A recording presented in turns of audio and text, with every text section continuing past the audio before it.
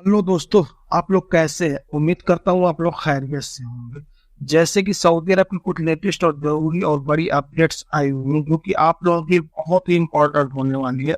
तो आप लोग इस वीडियो को लास्ट तक जरूर देखना। इसमें एक अपडेट जबरदस्त की तरफ से है। जबरदस्त में बहुत बड़ी अपडेट्स दी है वीजा के हवाले से। तो मैं आगे आपको इसी वीडियो में बताने वाला हूँ। तो वीडियो शुरू करते हैं। वीडियो शुरू करने से पहले मेरी हर बार की तरह इस बार भी छोटी सी रिक्वेस्ट है कि प्लीज यार मेरे चैनल को सब्सक्राइब कर लें, लाइक करें, कमेंट करें और अपने दोस्तों को शेयर करें। जैसे आज की पहली अपडेट, सऊदी अरब के ज़कात और टैक्स के आला अधिकारियों ने बताया है कि अगर आप लोग किसी भी जालसाजी और धोखेबाजों से सावधान रहें, क्योंकि आगे अपडेट्स के मुताबिक सऊदी अरब के ज़कात एंड टैक्स के अधिकारियों ने बताया है कि अगर आपका कोई मामला फंस जाता है तो पता नहीं कहाँ से आपको ये जो धोखेबाज और जालसाजी करने वाले लोग हैं, कहाँ से इनको पता चल जाता और आपको एक ईमेल भेज देंगे या आपको फोन कर देंगे या किसी तरह से आपसे कांटेक्ट करके आपकी खुफिया जानकारी निकालते हैं। जो प्राइवेसी होती है वो निकाल लेते हैं। जैसे कि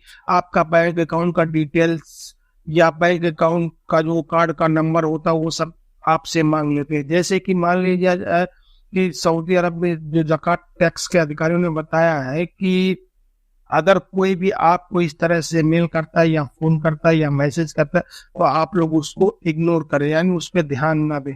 क्योंकि सऊदी अरब के ज़कात एंड टैक्स के अधिकारियों ने बताया है कि कोई भी सऊदी अरब में सरकारी संस्था कोई भी मौजूद हो, चाहे वो बैंक हो या सऊदी अरब के ज़कात टैक्स हो या कुछ भी हो, मतलब कोई भी सरकारी इदारा आपको मैसेज नहीं करेगी, ईमेल नहीं करेगी। बाई चांस वो लोग ईमेल भी करते हैं आपको अधिकारी लोग, तो उसमें आपसे आपका कार्ड का या अकाउंट का या आपका कोई पर्सनल डाटा उसमें नहीं मांगा जाएगा।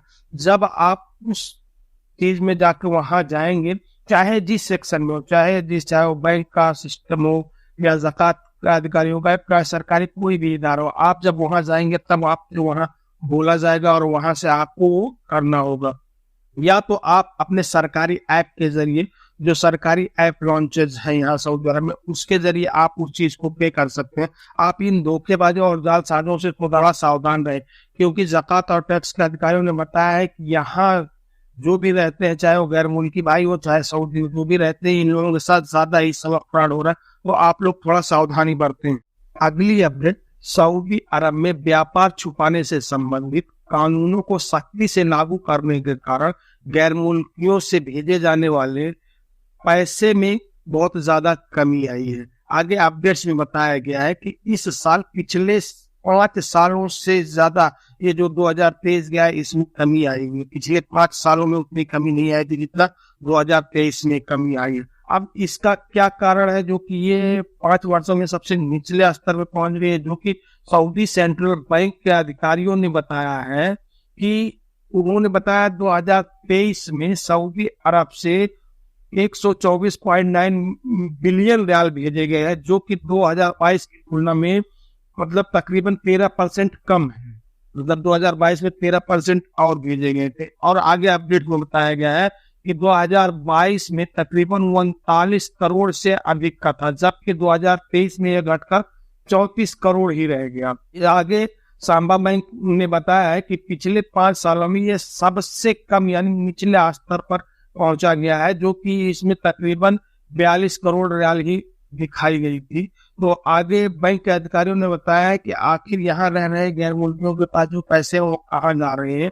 अभी इसकी बहुत तेजी से चेकिंग चालू हो गई है। तो जितने भी भाई गलत काम करते हैं वो लोग सही से करने लगे, क्योंकि अगर आप लोग फंस जाएंगे तो आपका पैसा ही फंस जाएगा। क्योंकि इसमें सीधी बात समझ लीजिए, जो हुंडी से पैसा जाता है ये ब्लैक मनी हो रही है, जो कि ये सऊदी अरब के सांबा बैंक को ये नहीं पता लग पा रही है कि मतलब ये पैसा जा रहा है। जो कि हमारे गैर मुल्की बहुत से भाई ऐसे हैं कि जो कि हुंडी से पैसा भेज देते हैं। हुंडी से पैसा भेजने का मतलब उनको थोड़ा ज्यादा बचत हो जाती है, लेकिन उधर हुंडी वाले जो है वो अपना ऐप ब्लैक कर देते हैं, या पैसा ही ब्लैक हो जाता है। इसलिए जो सऊदी अरब की सांबा बैंक यानी सेंट्रल बैंक जो है सऊदी अरब की, उसको ये नहीं पता चल पा रहा है कि मतलब पैसा जा कहाँ रहा है। क्योंकि या तो गैर मुल्की भाइयों का सभी का रिकॉर्ड है कि कौन कितनी सैलरी पाता है और कहाँ कितने लोग मौजूद है। तो ये सब पूरे रिकॉर्ड के आंकड़े पे ही सऊदी की सेंट्रल बैंक ने, जो सांबा बैंक उन्होंने बताया है। तो अभी इस समय चेकिंग बहुत ज्यादा हो जा रही है, लेकिन आप लोग थोड़ा बच के रहे, नहीं तो अगर आप फंस जाएंगे तो आपका पैसा भी डूब जाएगा। अगली अपडेट सऊदी अरब के जवाजात की तरफ से आ रही है। जवाजात ने अपने ट्विटर हैंडल पर बताया है कि यहाँ रह रहे गैर मुल्की भाई चाहे जिस देश के हो और चाहे जिस जगह सऊदी अरब में रहते हो, अगर उनका खुरुच निहाई लग चुका है सऊदी अरब में तो वो 60 दिन तक काम कर सकते हैं सऊदी अरब में। 60 दिन से पहले वो अपने देश चले जाएं, क्योंकि अगर वो अपना ये देश नहीं जाते हैं और सऊदी अरब 60 दिन के अंदर नहीं छोड़ते हैं तो 60 दिन के बाद उनको 1000 रियाल का जुर्माना लग जाएगा। जो कि आप लोगों को पता कि सऊदी अरब में क्रूज निहाई का एक भी रुपए नहीं लगता, एक भी रियाल नहीं लगता है, जो कि क्रूज निहाई फ्री है। अगर आपका क्रूज निहाई आपका कपिल स्पॉन्सर या आपकी कंपनी आपको क्रूज निहाई मान देती है तो वो फ्री है, उसका कोई ऑफकोर्स कोई भी चार्ज नहीं है। लेकिन उसमें 60 दिन का वक्त होता है। 60 दिन का ये इसलिए वक्त दिया जाता है कि अगर जिस शख्स का क्रूज निहाई लगा है उसका यहाँ पैसा बाकी है, या उसको उम्रा करने जाने के लिए जाना हो मक्का मदीना, या उसका कुछ और प्रॉब्लम हो, तो इसलिए सऊदी अरब की हुकूमत जो जवाजात 60 दिन का वक्त उसको देती है कि वो 60 दिन तक यहाँ रह के अपना पूरा काम निपटा के उसके बाद 60 दिन के अंदर ही अपने देश चला जाए। अगर वो 60 दिन के अंदर नहीं जाता है तब वो यहाँ गलत तरीके से रहेगा। अब उसको खत्म करने के लिए उसको 1000 रियाल फीस पे करना होगा। उसके बाद दोबारा उसका कपिल जो भी होगा या कंपनी जो भी होगी उसको दोबारा से क्रूज रिहाई मारेगी, और अगर अगली बार यही गलती करता है तो फिर उसकी जेल हो जाएगी। तो जवाजात ने बताया है कि जितने भी यहाँ गैर मुल्की रहते हैं सऊदी अरब में, अगर उनका क्रूज रिहाई लग चुका है तो वो लोग 60 दिन के अंदर ही ये देश छोड़ दें और अपने देश चले जाएं, नहीं तो उनको फिर अगर 60 दिन के अंदर नहीं जाते तो 1000 रियाल फीस पे करना होगा। तो बस आज के लिए इतना ही, फिर मिलेंगे इंशाल्लाह किसी नेक्स्ट वीडियो में। तब तक के लिए अल्लाह हाफिज।